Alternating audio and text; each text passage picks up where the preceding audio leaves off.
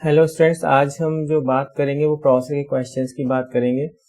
अभी तक जितने भी क्वेश्चन सीपीसीटी के एग्जाम में प्रोसेसर से आए हैं वो सारे यहाँ पर बिल्कुल सिस्टमेटिक वे में जमाए हुए हैं, तो उनको देखिए आज हम सॉल्व करने की कोशिश करते हैं। तो देखिए हमारा जो पहला क्वेश्चन है इसमें पूछा गया है कि निम्नलिखित में से किसमें डेटा और निर्देश होते हैं जो सीपीयू द्वारा वर्तमान स्थिति में उपयोग किए जाते हैं। तो जो डेटा और निर्देश यानी डेटा और इंस्ट्रक्शन जो होते हैं प्रोसेसर के अंदर आते हैं काम करवाने के लिए, उन्हें रजिस्टर नाम की जो है सबसे छोटी मेमोरी में सेव किया जाता है। इसलिए यहाँ पर जो आंसर लगा हुआ है वो रजिस्टर लगाया गया है, क्योंकि प्रोसेसर के अंदर जितना भी जो स्टोरेज होता है वो रजिस्टर्स नाम की छोटी छोटी मेमोरी में होता है, इसलिए यहाँ पर आंसर रजिस्टर लगा हुआ है। नेक्स्ट जो क्वेश्चन है इसमें पूछा गया है कि निम्नलिखित में से क्या कंप्यूटर के सभी प्रसंस्करण कार्यों को पूरा करता है। प्रसंस्करण का मतलब होता है प्रोसेसिंग होता है। तो इसमें पूछा गया है कि कंप्यूटर में प्रोसेसिंग कहाँ पर होती है। तो किसी कंप्यूटर के अंदर जो प्रोसेसिंग होती है वो आपके मतलब सेंट्रल प्रोसेसिंग यूनिट सीपीयू के अंदर होती है, रैम के अंदर नहीं होगी, आउटपुट डिवाइस के अंदर नहीं होगी, ना ही इनपुट डिवाइस के अंदर होगी। जो प्रोसेसिंग का काम होता है वो किसी कंप्यूटर के अंदर प्रोसेसर का होता है, इसलिए यहाँ पर आंसर हमारा प्रोसेसर लगा हुआ है। नेक्स्ट है कि निम्नलिखित में से कौन सा मूलभूत संक्रियाएं नियंत्रण और इनपुट आउटपुट कार्य करके कंप्यूटर प्रोग्राम के निर्देशों को निष्पादित करता है। मतलब कैलकुलेशंस, कंट्रोल और इनपुट आउटपुट कार्य करके कंप्यूटर प्रोग्रामों के निर्देशों को निष्पादित करता है, मतलब इंस्ट्रक्शन के बेस पर काम को करता है। वो काम कंप्यूटर में कौन करेगा, तो यहाँ भी इसका आंसर जो है प्रोसेसर आएगा, क्योंकि प्रोसेसर ही इंस्ट्रक्शन के बेसिस पर कार्य करता है किसी कंप्यूटर के अंदर। और एग्जीक्यूशन की बात आ गई है यहाँ पर, तो एग्जीक्यूशन यानी निष्पादन जो होता है इसको एग्जीक्यूशन बोला जाता है। तो एग्जीक्यूशन फाइनली जो होता है वो प्रोसेसर के अंदर होता है, इसलिए यहाँ पर जो आंसर लगा हुआ है वो प्रोसेसर लगाया गया है। नेक्स्ट क्वेश्चन है कि सीपीयू से निकलने वाली यूनिडायरेक्शनल है बस है और मेमोरी यूनिट और इनपुट आउटपुट यूनिट तक पहुंचती है। तो मैंने आपको पिछले वीडियो में बताया हुआ था कि बस जो होती है वो तीन प्रकार की होती है, डेटा बस, एड्रेस बस और कंट्रोल बस। तो इंस्ट्रक्शन ब्लॉक नाम का तो यहाँ बस होगी नहीं। अब आपके पास तीन आंसर बचेंगे, डेटा बस, एड्रेस बस और कंट्रोल बस।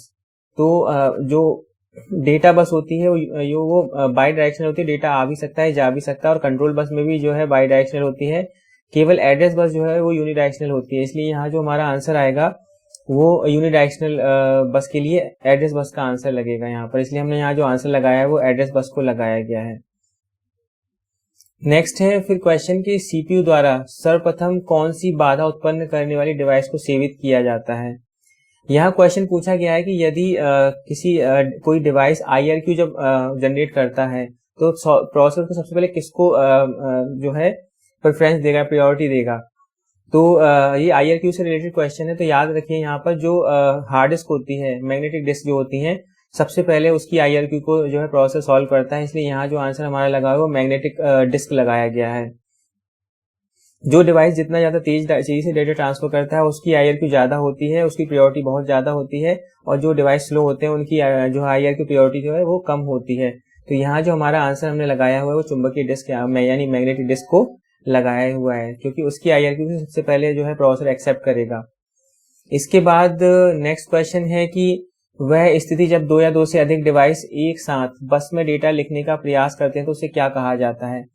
तो हमने पिछले वीडियो में डिस्कस किया हुआ था कि जब एक ही बस में एक साथ एक ही समय में अगर दो डिवाइस डेटा रखने की कोशिश कर रहे हैं तो उस स्थिति को जो है बस प्रतिविवाद या बस कंटेंशन कहेंगे। तो इसलिए हमारे यहाँ जो आंसर लगाया है वो बस कंटेंशन या बस प्रतिविवाद लगाया हुआ है। नेक्स्ट क्वेश्चन है कि सीपीयू में रजिस्टर का क्या उपयोग होता है। तो बेसिक थ्योरी बोलती है कि जो अभी हमने इससे थोड़ी देर पहले भी डिस्कस करा कि रजिस्टर का काम जो है डेटा को होल्ड करना होता है प्रोसेसर के अंदर। तो यहाँ पर देखिए अंकों का परिचालन करना ये आंसर नहीं होगा, क्योंकि ये एएलयू का काम होता है। बाकी और भी निर्देशों या विद्युत संकेत को जारी करना ये कंट्रोल यूनिट का काम होता है, और संकेत उत्पन्न करना ये भी कंट्रोल यूनिट का काम होता है। यहाँ जो आंसर लगा हुआ है सी के सीपीयू द्वारा तुरंत उपयोग किए जा रहे डेटा और निर्देशों को तुरंत स्वीकार, स्टोर और स्थानांतरित करने के लिए प्रयुक्त होता है। तो यहाँ हमारा यही आंसर ठीक होगा, क्योंकि यहाँ पर स्वीकार करना और स्टोर करने की बात की जा रही है। तो डेटा स्टोर प्रोसेसर के अंदर जो है रजिस्टर के अंदर होता है, इसलिए यहाँ जो हमारा आंसर है वो सी लगाया हुआ है हमने। इसके बाद जो नेक्स्ट क्वेश्चन है कि कंप्यूटर के सीपीयू में तार्किक इकाई की क्या जिम्मेदारी है। तार्किक इकाई का मतलब होता है लॉजिक यूनिट। अब ALU पूरा मैंने आपको बताया था अरिथमेटिक एंड लॉजिक यूनिट। तो जो जनरली तर्क जो होते हैं, तर्क मतलब होता है कि लॉजिक को सॉल्व करना, जैसे कोई संख्या छोटी है या बड़ी है, इस तरह के ये तर्क होते हैं। तो जब संख्याएं छोटी बड़ी होती है तो वहां पर तुलना होती है उनकी, तभी हम बता पाते हैं कौन सी संख्या छोटी है और किससे बड़ी है। तो जब तर्क की बात आएगी तो यहाँ पर जो आंसर होगा हमारा वो तुलना करना आ जाएगा, इसलिए यहाँ जो आंसर लगाया हुआ है वो हमने तुलना करना लगाया हुआ है। इसके अलावा देखिए और भी आंसर है, डेटा को संग्रहित करना, तो ये रजिस्टर का काम हो जाएगा।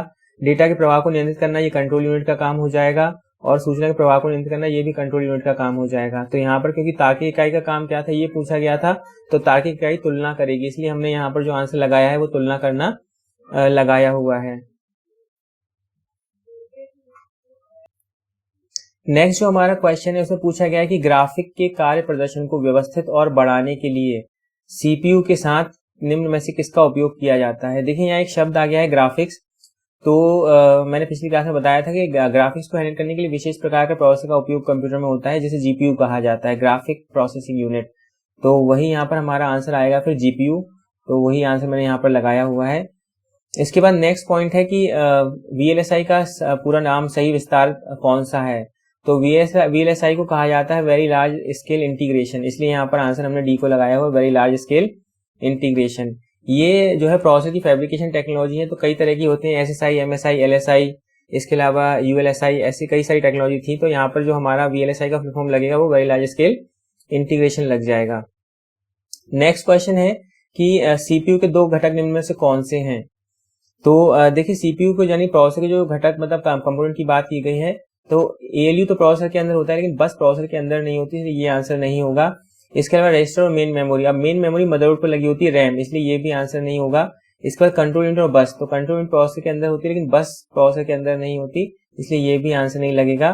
तो कंट्रोल यूनिट और ALU ये दोनों प्रोसेसर के अंदर होती है, इसलिए जो हमारा आंसर यहाँ पर लगा हुआ है वो C को हमने लगाया हुआ है। वही क्वेश्चन पूछा भी था कि CPU के दो घटक कौन कौन से, मतलब CPU के अंदर आपको क्या कौन कौन से दो पार्ट्स मिलेंगे, तो वो कंट्रोल यूनिट और ALU दोनों के दोनों CPU के अंदर ही होते हैं। नेक्स्ट हमारा फिर से क्वेश्चन आए कंप्यूटर में कि ALU में स्थित स्टोरेज तत्वों को क्या कहा जाता है। तो देखिए स्टोरेज ALU में यानी यहाँ पर एक्चुअल में ये ALU नहीं होता, ये CPU होता। तो CPU में स्टोरेज तत्वों को क्या कहा जाएगा, CPU में जो भी डाटा स्टोर होता है वो रजिस्टर्स के अंदर होता है, इसलिए यहाँ पर जो इसका आंसर लगेगा वो रजिस्टर्स लगेगा। बाकी देखिए सेमीकंडक्टर मेमोरी ये आंसर हो नहीं सकता, हार्ड डिस्क प्रोसेसर के अंदर नहीं होती और मैग्नेटिक डिस्क भी प्रोसेसर के अंदर नहीं होती। प्रोसेसर के अंदर जो स्टोरेज होता है वो हमेशा रजिस्टर्स के अंदर होता है, इसलिए यहाँ पर जो आंसर लगा हुआ है वो रजिस्टर्स लगा हुआ है। नेक्स्ट है CPU किस पर स्थित होता है। तो ये बहुत ही नॉर्मल सा क्वेश्चन है कि CPU हमेशा मदरबोर्ड पर लगाया जाता है। प्रोसेसर किसी भी कंप्यूटर में मदरबोर्ड का नाम का एक सर्किट बोर्ड होता है जिस पर लगाया जाता है, इसलिए यहाँ जो आंसर आएगा वो मदरबोर्ड आएगा। नेक्स्ट है अंकगणितीय और तार्किक ऑपरेशनों के परिणाम निम्न में से किसमें स्टोर होते हैं। देखिए गणितीय यानी कि अरिथमेटिक और लॉजिक ऑपरेशन के परिणाम मतलब रिजल्ट कहाँ सेव होते हैं। तो ये एक स्पेशल क्वेश्चन है, हमेशा याद रखिए एक्यूमुलेटर नाम का जो रजिस्टर्स होते हैं उसमें परिणामों को सेव किया जाता है, रिजल्ट्स को हमेशा एक्यूमुलेटर में सेव किया जाता है, इसलिए यहाँ जो हमारा आंसर लगेगा वो एक्यूमुलेटर लगेगा। जो प्रोसेसर अपना डाटा होता है वो रोम में कभी सेव नहीं करता, कैश मेमोरी में स्टोर नहीं होगा और ना ही रजिस्टर होता है, लेकिन रजिस्टर के अंदर बहुत ही स्पेसिफाई यहाँ कर दिया गया है एक्यूमुलेटर। तो रजिस्टर भी आंसर हो सकता था लेकिन एक्यूमुलेटर भी आंसर हो सकता था, लेकिन यहाँ जो बेटर आंसर है परिणामों को जो है सेव करने वाला जो रजिस्टर होता है वो एक्यूमुलेटर होता है, इसलिए यहाँ पर हमने आंसर रजिस्टर को ना लगाते हुए एक्यूमुलेटर को आंसर लगाया हुआ है, इसलिए यहाँ पर हमारा जो आंसर है वो एक्यूमुलेटर आएगा। नेक्स्ट है कौन सा उपकरण कंप्यूटर के मुख्य घटकों के बीच संचार को सुगम बनाता है। संचार को सुगम बनाना मतलब डाटा को इधर से उधर ले जाना, ये काम जो है कंप्यूटर में किसी बस के द्वारा होता है। इसके अलावा यहाँ कोई भी ना तो कनेक्टर आंसर लगेगा, ना कंसेक्यूटिव आंसर लगेगा, ना ट्रांजिस्टर आंसर लगेगा। बस का जो उपयोग होता है वो डेटा को इधर से उधर लाने ले जाने के लिए किया जाता है, इसलिए यहाँ जो हमारा आंसर लगा हुआ है वो बस लगा हुआ है। नेक्स्ट है निम्न में कौन सा टाइमिंग संकेतों का उपयोग करके कार्यों का संचालन करता है। अब प्रोसेसर के अंदर जितना भी काम जो होते हैं वो कंट्रोल यूनिट कंट्रोल करता है और टाइमिंग सिग्नल भी वही जनरेट करता है, इसलिए यहाँ जो हमारा आंसर लगा है वो कंट्रोल यूनिट लगा है। मेमोरी यूनिट डेटा को होल्ड करेंगी, ALU जो है कैलकुलेशन करेगा और IO यूनिट IO को संभालेंगी, इनपुट आउटपुट को संभालेंगी। तो टाइमिंग सिग्नल जो जनरेट होते हैं वो कंट्रोल यूनिट जनरेट करता है, क्योंकि प्रोसेसर के अंदर मैंने बताया भी था कि प्रोसेसर के अंदर जितना भी कार्य होता है उसको कंट्रोल करने के लिए कंट्रोल यूनिट का उपयोग होता है। तो जितने कार्यों का समन्वय या कार्यों को करवाना, इस तरह के जब भी क्वेश्चन आएंगे या टाइमिंग संकेतों को जनरेट करने की बात आएगी तो आपका आंसर हमेशा कंट्रोल यूनिट लगेगा। नेक्स्ट आपका क्वेश्चन है कि एएलयू का पूरा रूप क्या है, तो एएलयू को बोला जाता है अरिथमेटिक एंड लॉजिक यूनिट। ये बहुत इजी आंसर है। इसके बाद नेक्स्ट क्वेश्चन है सेंट्रल प्रोसेसिंग यूनिट द्वारा प्रोसेस किया जाता है, मतलब सीपीयू क्या प्रोसेस करता है। तो ये बहुत ही सिंपल सा क्वेश्चन है। देखिए कंप्यूटर में जो आता है वो आपका डेटा आता है, और डेटा आने के बाद वो इन्फॉर्मेशन में बदलता है। ये मैंने आपको सबसे पहली वाली क्लास में वीडियो में बताया हुआ था। तो वो बदलता है इन्फॉर्मेशन में, तो डेटा आएगा, उस पर काम होगा और वो इन्फॉर्मेशन में बदलेगा। तो यहाँ जो आंसर लगेगा वो लगेगा डेटा। डेटा इनपुट के रूप में आता है, उस पर कार्य होता है और फिर वो जानकारी में बदल जाता है। तो यहाँ से दो क्वेश्चन बनते हैं कि सेंट्रल प्रोसेसिंग द्वारा क्या प्रोसेस किया जाता है। तो डेटा आएगा, उसे प्रोसेस किया जाएगा। और अगर ये जवाब क्वेश्चन आता है कि सेंट्रल प्रोसेसिंग द्वारा क्या दिया जाता है, तो हमेशा जानकारी दी जाती है। डेटा आएगा, उस पर काम होगा और जानकारी बाहर निकलेगी। इस तरीके से पूरा साइकिल होता है। तो यहाँ जो हमारा आंसर लगेगा वो डेटा लगेगा। नेक्स्ट है एएलयू द्वारा सही या गलत के रूप में मूल्यांकित किया जाने वाला शर्त आधारित ऑपरेशन क्या कहलाता है। देखिए यहाँ इस क्वेश्चन में आया है कि एएलयू द्वारा सही या गलत रूप से मूल्यांकित किए जाने वाला शर्त आधारित। यहाँ एक लाइन आई है शर्त आधारित। जब भी कंडीशन से अप्लाई होती है, तुलना होती है, तो वहां पर लॉजिकल ऑपरेशन होते हैं। इसलिए यहाँ पर जो हमारा आंसर लगेगा वो लॉजिकल ऑपरेशन लगेगा। क्योंकि शर्त आधारित ऑपरेशन कहीं ना कहीं कंडीशन अप्लाई होगी, तो उस कंडीशन में लॉजिक ही आंसर बनेगा, बाकी तीन आंसर इससे मैच नहीं कर पाएंगे। तो इसलिए हमने यहाँ जो आंसर लगाया वो लॉजिकल ऑपरेशन लगा दिया है। नेक्स्ट है कि निम्न में कौन सा कंप्यूटर सिस्टम की कार्यात्मक इकाइयों को नियंत्रित करने के लिए विभिन्न नियंत्रण संकेतों का उपयोग करता है। तो देखिए अभी इसमें शब्द आ गया नियंत्रण संकेत, मतलब टाइमिंग सिग्नल या कंट्रोल सिग्नल कौन जनरेट करता है। तो ऑब्वियस सी बात है कंट्रोल सिग्नल जो है कंट्रोल यूनिट जनरेट करेगी। इसलिए हमने यहाँ जो आंसर लगाया है वो कंट्रोल यूनिट लगाया हुआ है। नेक्स्ट हमारा क्वेश्चन है कि आपको दिया गया है क्लॉक साइकिल, और इसको आपको जो है इसकी जो है फ्रिक्वेंसी निकालनी है, कितना स्पीड से ये काम कर रहा है। तो ये मैं पहले भी आपको बता चुका हूँ। देखिए फिर से आपके सामने कर लेते हैं। हमको दिया गया है यहाँ पे 2, 8 और 5 टाइम 0 दिया हुआ है। ये 5 टाइम 0 दिया हुआ है। तो ये आपका जो डाटा दिया है ये आपको हर्ट्ज में दिया हुआ है। जब आप इसमें 3 0 हटाएंगे तो ये आपका हर्ट्ज से किलो में बदल जाएगा, और दोबारा से हम इसमें 3 0 हटाएंगे। अब यहाँ 0 नहीं है तो हम पॉइंट यहाँ लगा लेंगे, और पॉइंट लगाने के बाद ये जो है किलो से मेगा में कन्वर्ट हो जाएगा। इसलिए यहाँ जो हमारा आंसर लगा हुआ है वो 2.8 मेगाहर्ट्ज लगा हुआ है। सेम वही क्वेश्चन और आगे बढ़ते हैं। इसमें दिया गया है कि आपका 2500 क्लॉक साइकिल, मतलब 2500 हर्ट्ज आपको दिए हैं।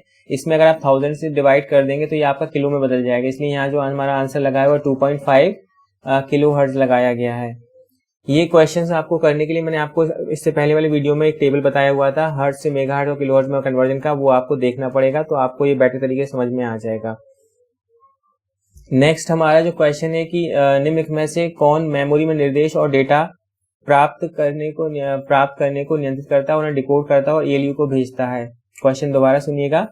निम्नलिखित में से कौन मेमोरी से निर्देश और डेटा प्राप्त करने को नियंत्रित करता है और उन्हें डिकोड करता है। अब देखिए नियंत्रण और डिकोड ये दोनों के दोनों काम जो है कंट्रोल यूनिट द्वारा किए जाते हैं, क्योंकि नियंत्रण मतलब होता है कंट्रोल और दूसरा डिकोड। मैंने जब इंस्ट्रक्शन साइकिल पढ़ाया हुआ था आपको तो बताया हुआ था फेच, डिकोड और एग्जीक्यूट 3 तरह के जो है 3 भागों में काम को किया जाता है।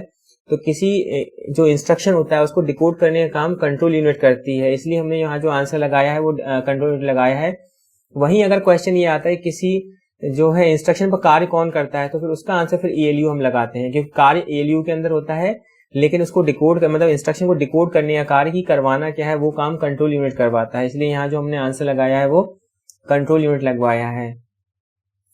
नेक्स्ट आपसे क्वेश्चन पूछा है वह आवृत्ति जिस पर कोई माइक्रो प्रोसेसर निर्देश को कार्यान्वित करता है और इसे उसकी कहा जाता है। तो जिस आवृत्ति जिस फ्रिक्वेंसी पर कोई प्रोसेसर कार्य करता है उसके लिए कई तरह के शब्द मैंने आपको पहले बताए थे, clock cycle, clock rate, clock speed या क्लॉक फ्रिक्वेंसी। ये 4 शब्द हैं। अगर ये शब्द में कोई भी एक आ जाए तो आप समझ जाइए कि प्रोसेसर की स्पीड की बात की जा रही है। तो यहाँ देखिए एक शब्द आ गया है क्लॉक स्पीड, वही फिर हमारे यहाँ पर आंसर हो जाएगा। दोबारा सुनिए 4 शब्द कौन कौन से होते हैं, clock cycle, clock rate, clock speed और क्लॉक फ्रिक्वेंसी। इन चारों शब्दों का उपयोग किसी प्रोसेसर की स्पीड को बताने के लिए किया जाता है। तो इनमें से कोई भी एक शब्द यहाँ पर आ गया है तो वो आपका आंसर हो जाएगा। तो प्रोसेसर की आवृत्ति जिस पर वह कार्य करता है उसे क्लॉक स्पीड भी कहा जाता है। इसलिए हमने यहाँ जो आंसर लगाया है वो क्लॉक स्पीड लगाया हुआ है। नेक्स्ट वही कन्वर्जन वाला क्वेश्चन है, तो ये भी आपको देखिए हर्ट्ज में दिया गया है। अगर हम पीछे से 3 हटा देते हैं 3 0, तो ये आपका हर्ट्ज से किलो में बदल गया। फिर दोबारा हम 3 हटाएंगे तो किलो से मेगा में बदल जाएगा, और दोबारा हम 3 हटा के अगर एक बिंदी डॉट यहाँ पर लगा देते हैं तो ये आपका फिर जो है गीगा में बदल जाएगा। तो यहाँ से ये किलो बदला, फिर मेगा बदला, फिर गीगा बदला, तो इसलिए यहाँ जो हमारा आंसर लगाया गया हमने इसको डी लगा दिया है, 2.75 गीगा हर्ट्ज। नेक्स्ट हमारे यहाँ पर क्वेश्चन आया है कि निम्नलिखित में से कौन डेटा और निर्देशों के कार्यान्वयन हेतु हार्डवेयर के संचालन का निर्देशन करता है। अब दोबारा से क्वेश्चन सुनिए, निम्नलिखित में से कौन डेटा और निर्देशों के कार्यान्वयन हेतु हार्डवेयर के संचालन का निर्देशन करता है। अब यहाँ निर्देशों का कार्यान्वयन मतलब निर्देशों को कहीं ना कहीं डिकोड करना, और संचालन मतलब कंट्रोलिंग करना कौन करता है, तो ये दोनों काम जो है कंट्रोल यूनिट के होते हैं। इसलिए हमने यहाँ जो आंसर लगाया है वो कंट्रोल यूनिट लगाया है, क्योंकि एलयू का काम एग्जीक्यूशन होगा, इनपुट का काम इनपुट देना होगा और आउटपुट का काम आउटपुट देना होगा। इसलिए जो है यहाँ पर हमारा आंसर लगा हुआ है वो कंट्रोल यूनिट लगा हुआ है। नेक्स्ट है कि निम्नलिखित में कौन संख्याओं पर अंकगणितीय और बिटवार ऑपरेशन करता है। मतलब कार्यों को करने की बात की जा रही है, तो किसी प्रोसेसर के अंदर जो कार्य होते हैं वो हमेशा एएलयू में होते हैं, इसलिए हमने यहाँ जो आंसर लगाया है वो एएलयू लगाया हुआ है। मेमोरी यूनिट कहीं ना कहीं डेटा स्टोर करेगी और कंट्रोल यूनिट जो है कंट्रोलिंग करेगी। कार्यों को करने का कार्य जो होता है वो एएलयू का होता है, इसलिए हमने यहाँ जो आंसर लगाया है वो एएलयू लगा दिया है। नेक्स्ट है सीपीयू की गति का वर्णन करने के लिए निम्न में किस पारिभाषिक शब्द का प्रयोग किया जाता है। तो अभी थोड़ी देर पहले मैंने आपको बताया clock cycle, clock rate, clock speed और क्लॉक फ्रिक्वेंसी। अगर इनमें से कोई भी एक शब्द आ रहा है तो प्रोसेसर की स्पीड उसी से मेंटेन करी जाएगी, उसी से दिखाई जाएगी। तो यहाँ जो हमारा पॉइंट दिया गया है क्लॉक साइकिल, तो यहाँ किसी प्रोसेसर की स्पीड का वर्णन करने के लिए ये शब्द सबसे सही शब्द है, इसलिए हमने इसको यहाँ पर आंसर लगा दिया है। नेक्स्ट है कि कंप्यूटर हार्डवेयर के मूल निर्माता द्वारा प्रमाणित गति से तीव्र गति पर काम करने के कॉन्फ़िगरेशन को क्या कहा जाता है। अब हार्डवेयर के निर्माता द्वारा उसकी प्रमाणित गति, ये प्रोसेसर की बात की जा रही है कि प्रोसेसर को अगर उसकी जो प्रमाणित गति है यानी कि स्टैंडर्ड स्पीड है अगर उसे तेज चलाया तो उसे क्या कहा जाएगा। तो ये बहुत ही बेसिक सा कॉन्सेप्ट मैंने आपको शुरुआत में बता दिया था प्रोसेसर के चैप्टर के अंदर, कि जब किसी प्रोसेसर को उसकी स्टैंडर्ड स्पीड से ज्यादा तेज चलाया जाता है उसे ओवरक्लॉकिंग कहते हैं, और जब उसे उसकी स्टैंडर्ड स्पीड से धीमा चलाया जाता है उसे अंडरक्लॉकिंग कहा जाता है। अब यहाँ क्योंकि उसे गति से तीव्र चलाने की बात आ रही है तो यहाँ जो हमारा आंसर लगेगा वो ओवरक्लॉकिंग लगेगा। नेक्स्ट जो हमारा क्वेश्चन है, उपयोगकर्ताओं और विभिन्न सॉफ्टवेयर के सभी निर्देश द्वारा किए जाते हैं, द्वारा पूरे किए जाते हैं। ये पूरा क्वेश्चन इस तरीके से है कि यूजर और सॉफ्टवेयर जो निर्देश देते हैं वो कौन करता है उनका कार्य। तो किसी कंप्यूटर के अंदर जो काम होता है वो प्रोसेसर के अंदर होता है, इसलिए हम यहाँ जो आंसर लगाएंगे वो सेंट्रल प्रोसेसिंग यूनिट लगा देंगे। नेक्स्ट है निम्नलिखित में से हार्डवेयर यूनिट में से कौन सी यूनिट डेटा पर गणितीय कार्य करती है। तो जो मैथमेटिकल और लॉजिकल ऑपरेशन होते हैं किसी प्रोसेसर के अंदर वो एएलयू करता है, सीपीयू करता है। अब सीपीयू यहाँ पर नहीं दिया है तो हम यहाँ पर आंसर फिर एएलयू को लगाएंगे, तो इसलिए हमारा जो आंसर लगा हुआ है वो एएलयू लगा हुआ है। नेक्स्ट क्वेश्चन है कि एक कंप्यूटर सिस्टम बस में समानांतर तारों की संख्या को किस रूप में जाना जाता है। तो किसी बस के अंदर जो तारों की संख्या को बस की चौड़ाई भी कहा जाता है, तो यहाँ जो हमारा आंसर लगेगा वो बस विड्थ लगेगा। ये स्ट्रेट थ्योरेटिकल क्वेश्चन है कि किसी बस में समानांतर बस में तारों की संख्या को क्या कहा जाता है, तो इसका जवाब होता है बस की चौड़ाई यानी कि बस विड्थ। तो वही हमारा यहाँ पर फिर आंसर लगा हुआ है। नेक्स्ट है कि सीपीयू की शब्द की लंबाई को किस रूप में मापा जाता है। तो जो प्रोसेसर होता है उसकी शब्द की लंबाई उसमें उपस्थित बिट की संख्या होती है। ये भी थ्योरेटिकल क्वेश्चन है, तो मैंने आपको पहले बताया हुआ था कि किसी प्रोसेसर की शब्द की लंबाई उसमें उपस्थित बिट की संख्या होती है। तो यहाँ जो हमारा आंसर लगेगा वो किसी शब्द में बिट की संख्या हो जाएगा। नेक्स्ट है कि कौन सा कंप्यूटर सिस्टम बस का सही श्रेणी नहीं है। तो देखिए मैंने बस बताया था, बस पढ़ाते समय बताया था आपको, डेटा बस होती है जिसमें डेटा चलता है, कंट्रोल बस जिसमें कंट्रोल सिग्नल चलते हैं, और एड्रेस बस जिसमें एड्रेस चलता है। कैरेक्टर बस नाम की बस नहीं होती, इसलिए हमारा जो आंसर लगेगा, क्वेश्चन में पूछा गया है कि कौन सी बस की श्रेणी नहीं है, सही श्रेणी नहीं है, तो जो हमारा आंसर यहाँ पर लगेगा वो कैरेक्टर बस लग जाएगा। नेक्स्ट है कि निम्न में से कौन सा कथन असत्य है। एक शब्द में बिट की संख्या को वर्ड साइज कहा जाता है। नेक्स्ट पॉइंट यह है कि महत्वपूर्ण सीपीयू रजिस्टर का वर्ड साइज महत्वपूर्ण सीपीयू रजिस्टर का साइज वर्ड साइज के बराबर होता है, और वर्ड साइज एक बार में सीपीयू द्वारा प्रोसेस किए बिट की संख्या को दर्शाता है। ये सभी के सभी सही पॉइंट हैं। जो सीपीयू का वर्ड साइज 32 बिट से ज्यादा नहीं हो सकता, ये गलत है, क्योंकि आजकल जो है आप प्रोसेसर अगर देखना चाहें तो 64 बिट के प्रोसेसर भी आते हैं, 32 बिट के प्रोसेसर भी आते हैं, 64 बिट के प्रोसेसर भी आते हैं, 128 बिट के प्रोसेसर भी आते हैं। तो ये पॉइंट बोल रहा है कि केवल 32 बिट से ज्यादा नहीं हो सकता, ये गलत हो जाएगा। बाकी तो थोड़ी देर पहले मैं आपको बताया था कि शब्द में बिट की संख्या को वर्ड साइज कहा जाता है, प्रोसेसर की शब्द की लंबाई कहा जाता है, वो आपका यहाँ पॉइंट ठीक था। बाकी सब पॉइंट भी यहाँ पर ठीक है, केवल जो प्रोसेसर का वर्ड साइज है वो केवल 32 बिट से ज्यादा नहीं हो सकता, ये पॉइंट यहाँ पर गलत है, इसलिए हमने इसको यहाँ पर आंसर करा हुआ है। नेक्स्ट है कि सीपीयू का बेसिक बिल्डिंग ब्लॉक क्या है, मतलब सीपीयू सबसे ज्यादा किस पर डिपेंड करता है। तो किसी प्रोसेसर जो है उसके अंदर कार्य करने वाली जो चीज है वो एएलयू होती है, वही यहाँ पर आंसर लगेगा। वैसे भी देखिए रैम प्रोसेसर के अंदर नहीं होती, टाइमर प्रोसेसर के अंदर नहीं होता, और रोम प्रोसेसर के अंदर नहीं होती। तो अगर आप इस तरीके से भी इसको हटाते तो आपका आंसर फिर यहाँ पर एएलयू लग जाता। नेक्स्ट है आपको कि एक ही समय में दिए गए कार्य के भीतर यथोचित रूप से एक से अधिक संचालन करने की कंप्यूटर क्षमता को क्या कहा जाता है। तो देखिए अलग अलग जब यहाँ पर मल्टीटास्किंग मल्टीथ्रेडिंग दो तरह के आंसर हो सकते हैं, बफरिंग और स्पूलिंग तो बिल्कुल आंसर नहीं होगा, तो हमने इन दोनों को हटा दिया।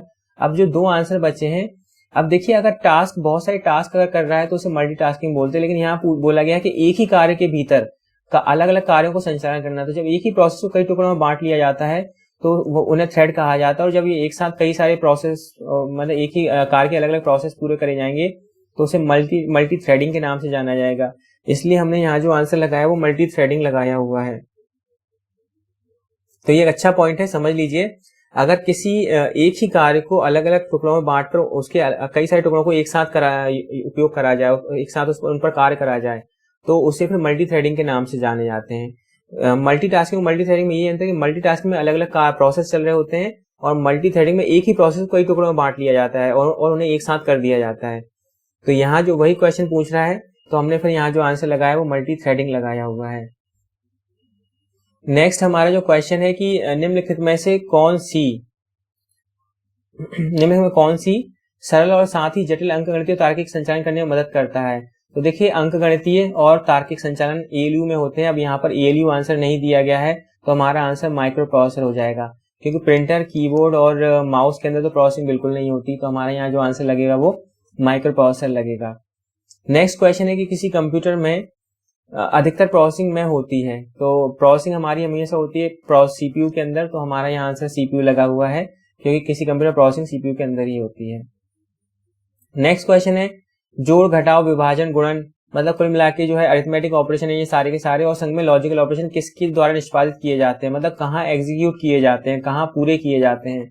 तो ये हमारा जो आंसर लगेगा वो फिर एएलयू लगेगा, क्योंकि लॉजिकल और मैथमेटिकली अरिथमेटिक ऑपरेशन जो भी होते हैं वो किसी प्रोसेसर के अंदर एएलयू में पूरे होते हैं, इसलिए हमने यहाँ जो आंसर लगाया है वो एएलयू लगाया हुआ है।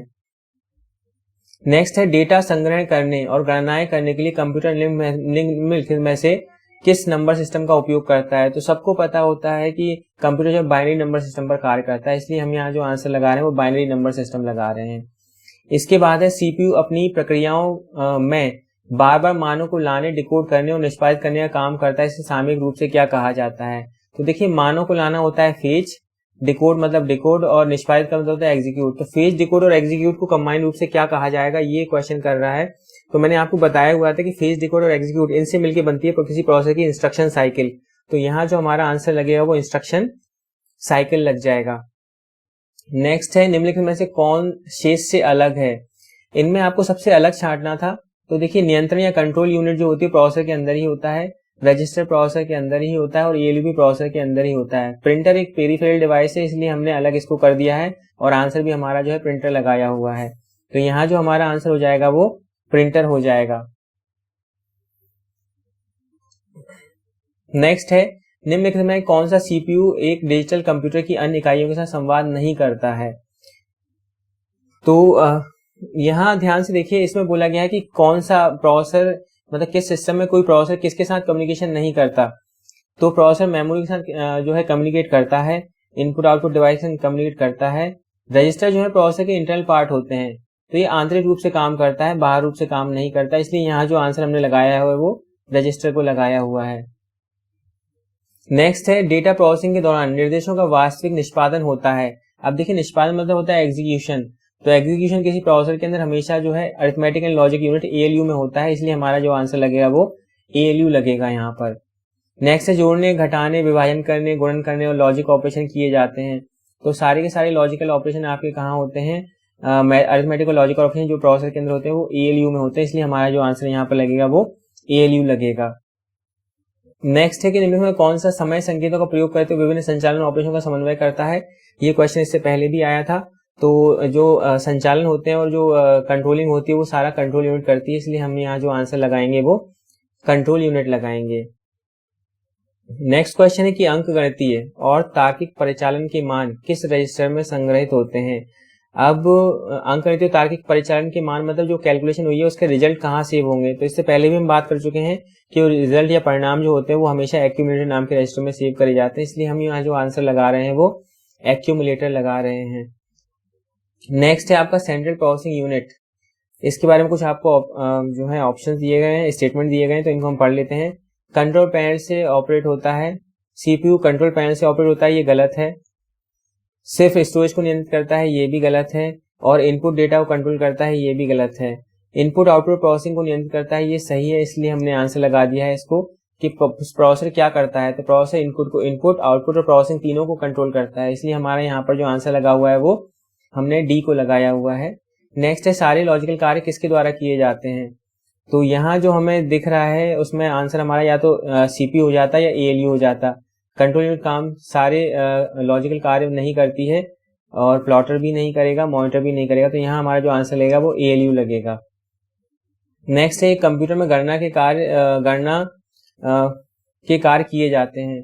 तो मेमोरी कैलकुलेशन नहीं करती है, इनपुट नहीं करता, आउटपुट नहीं करता, यहाँ जो हमारा आंसर लगेगा वो CPU लग जाएगा, क्योंकि किसी कंप्यूटर में जो कैलकुलेशन होती है वो प्रोसेसर के अंदर ही होती है, इसलिए हमारा जो आंसर यहाँ लगाया हुआ है वो CPU लगाया हुआ है।